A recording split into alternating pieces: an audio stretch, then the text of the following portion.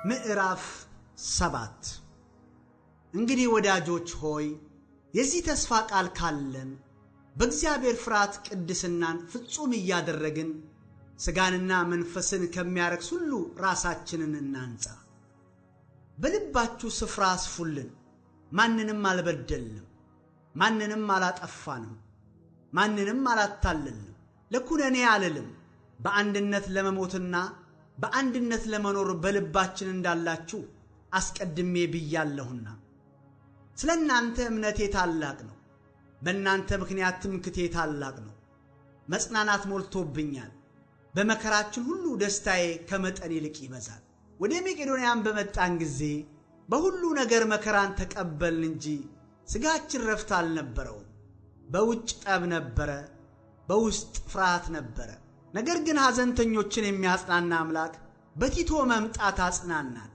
በመምጣቱም ብቻ አይደለም፣ ነገር ግን ናፍቆታችሁንና ልቅሷችሁን ስለ እኔም ቅናታችሁን ሲናገረን በእናንተ ላይ በተጽናናንበት መጽናናት ደግሞ ነው። ስለዚህም ከፊት ይልቅ ደስ አለን።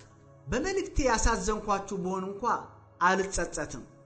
የተጸጸትኩ ብሆን እንኳ ያ መልእክት ጥቂት ጊዜ ብቻ እንዳሳዘናችሁ አያለውና አሁን ለንስሐ ስላዘናችሁ ደስ ብሎኛል እንጂ ስላዘናችሁ አይደለም። በምንም ከኛ የተነሳ እንዳትጎዱ እንደ እግዚአብሔር ፈቃድ አዝናችኋልና። እንደ እግዚአብሔር ፈቃድ የሆነ ሐዘን ጸጸት የሌለበትን ወደ መዳንም የሚያደርሰውን ንስሐ ያደርጋልና። የዓለም ሐዘን ግን ሞትን ያመጣል። እነሆ ይህ እንደ እግዚአብሔር ፈቃድ የሆነ ሐዘን እንዴት ያለ ትጋት፣ እንዴት ያለ መልስ፣ እንዴት ያለ ቁጣ፣ እንዴት ያለ ፍርሃት፣ እንዴት ያለ ናፍቆት፣ እንዴት ያለ ቅናት፣ እንዴት ያለ በቀል በመካከላችሁ አደረገ። በዚህ ነገር ንጹሐን እንደሆናችሁ በሁሉ አስረድታችኋል። እንግዲያስ የጻፍሁላችሁ ብሆን እንኳ ስለኛ ያላችሁ ትጋታችሁ ከእናንተ ዘንድ በእግዚአብሔር ፊት እንዲገለጥ እንጂ ስለ በዳዩ ወይም ስለ ተበዳዩ አልጻፍም። ስለዚህ ተጽናንተናል። በመጽናናታችንም ስለ ቲቶ ደስታ አብልጦ ደስ አለን።